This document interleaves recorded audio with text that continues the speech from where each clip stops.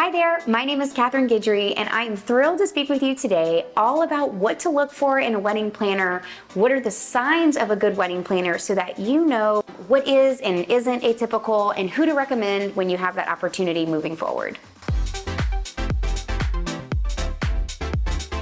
If you're a photographer looking to uplevel your posing or your pricing, be sure to visit the description where I have links to our free guides below. In this video, I wanted to just talk to you a little bit about my personal experience with working with wedding planners so that you could get an idea of what's sort of normal or what are the signs of a really solid, really good wedding planner. It's not always the norm. I would say more often than not, the client has found the planner first before we come along and are booked.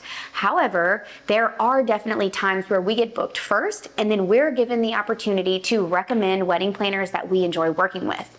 And so when it comes to who we recommend, these are things that we look for when working with those wedding planners to decipher whether or not there's someone that we would recommend in the future.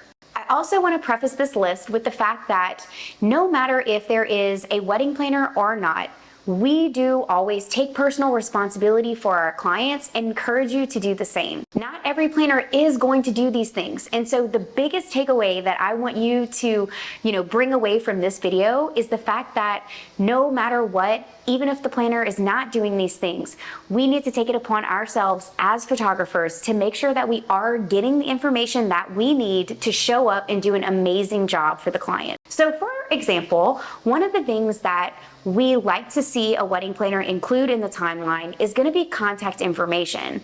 But just to give an example of what I meant with the previous statement, if the planner doesn't provide that, I want to ensure that you and I and any photographer who is photographing a wedding is taking the time to either send out a questionnaire or have a personal phone call with your client so that you can acquire this information. The wedding planner may or may not always be available to answer the phone. And so we always want to make sure that we do have contact information, of the client or the parents or the best friends that are there accompanying the client so that in the case of an emergency or a very important question, we do have a point of contact.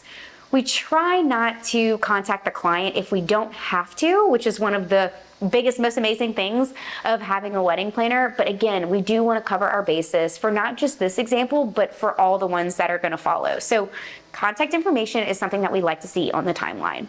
The next thing that we like to see the wedding planner provide for us is going to be addresses of the venues. So not just a name of what the venue is, but also the actual address.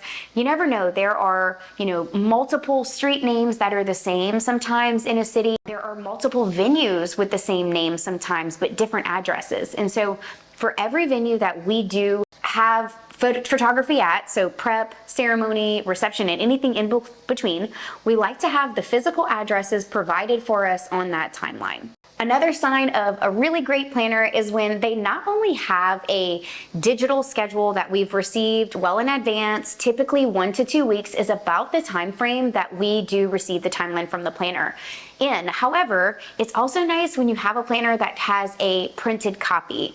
It's really handy during the formal photos. During the formal photos, I love when the wedding planner is able to assist us in literally physically scratching through the photos as we go. Our planner last weekend was so amazing that she actually had a copy for us too, which was really great. So she had her own printed copy and then she had an extra copy for us.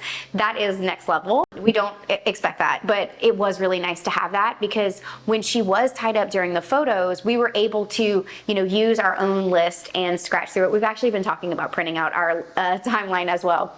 We used to have a printed copy and we've been doing digital lately, but there's something nice about being able to put pen to paper and scratching through those. So when there's a planner who's there right next to you with their printed timeline, that is something that we do notice and say we're so thankful for.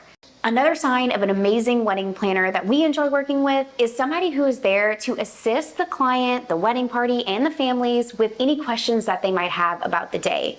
When we find ourselves solo present with the client for the majority of the day without a wedding planner or anyone from their team present, what that does is it puts a lot of pressure on us to handle logistics.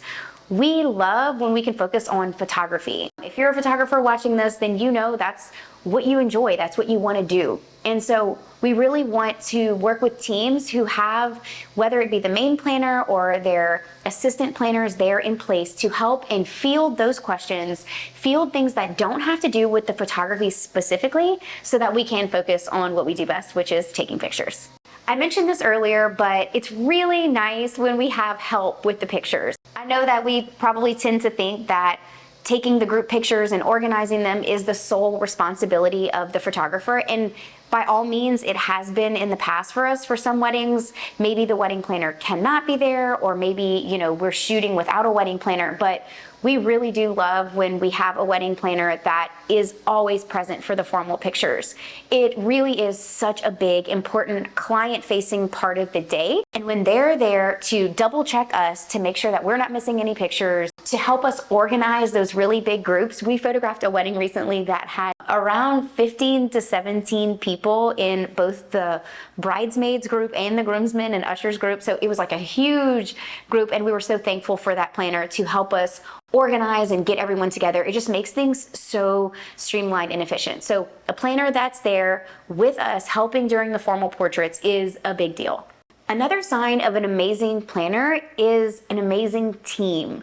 Not just the vendor partners, but their team as well. We love to work with an amazing lead planner, and also when their assistants are there to help us, that's just icing on the cake. So having a really strong planner team, and then also looking around and saying, wow, these vendor partners are really strong, really solid. All of that really reflects on who we're working with and how the wedding is unfolding. And so those are things that we do sort of observe when we're working with different planners to get an idea of how strong the day is as a whole, and again, who we're going to recommend in the future.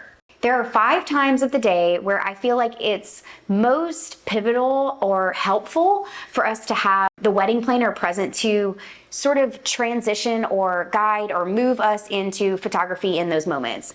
So the first would be when we arrive. Right when we arrive, it's very nice to have a planner present to kind of lay the groundwork for where we are with everything, touch base with hair and makeup, show us where the details are, and just sort of ease us into what's already been happening. So right there at the beginning of the day, I would say that's the first point of contact that we like to make with the planner. The next time of the day where we really appreciate the planner assistance is going to be in transportation. So if we're taking a bus somewhere or a trolley or any other form of transportation to get from point A to point B, we really appreciate when the planners are there to ensure that photo and video and the client and everyone is there to load up and go. It becomes really difficult to correspond. We don't have contact information. We don't know who's all supposed to be on the transportation. And so that's a part of the day that we really appreciate the help. I already mentioned this third one, but during the photo formal time, it's so nice to have a planner lead or assistant there to guide everyone through that process and just to provide an extra level of organization to that time of the day. The next is going to be at the very beginning of the reception, when the reception is essentially beginning, just to kind of have someone in place to be like, okay, lighting, photography, like all of those things are in place. It just really takes that off of us.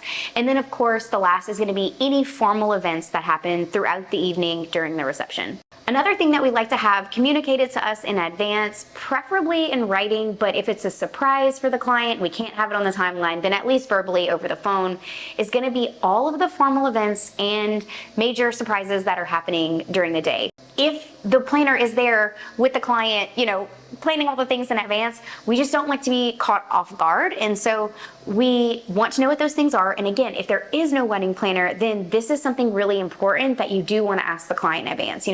Is there any surprises or anything that we should know about before the wedding day, just so that we can be prepared with our lighting, with a timestamp. We know, if we're doing fireworks, for example, we need to bring lights outside to shine them on the client, or have a speed light on our camera to prep us for that fireworks show.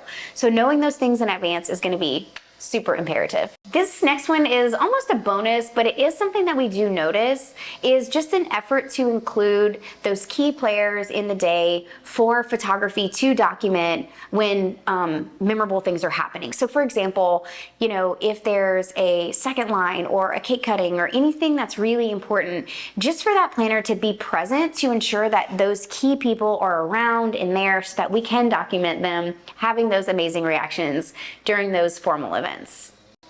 And the last one is going to be someone who is essentially just present throughout the day, present for check-ins, for questions, for phone calls, and just there and ready to help. We love our planners. We are so thankful that we are finally in a place of our business where a large majority of our clients are hiring wedding planners. We see a big improvement in how the clients are feeling and how we're feeling and the vendor partners as a whole. It's just really nice to have that help from someone who has a really great understanding of the day. So having someone there who's present from the beginning all the way through to the exit. When we're doing, especially, you know, here in New Orleans, second lines or end of the night events, it's really nice to have the planner team there present, to have strong representation, especially as things, you know, progress into the evening and people may or may not have been drinking and, you know, having a good time. It's nice to have that planner presence there to assist us. Like I said, we are incredibly thankful for the planners that we have worked with.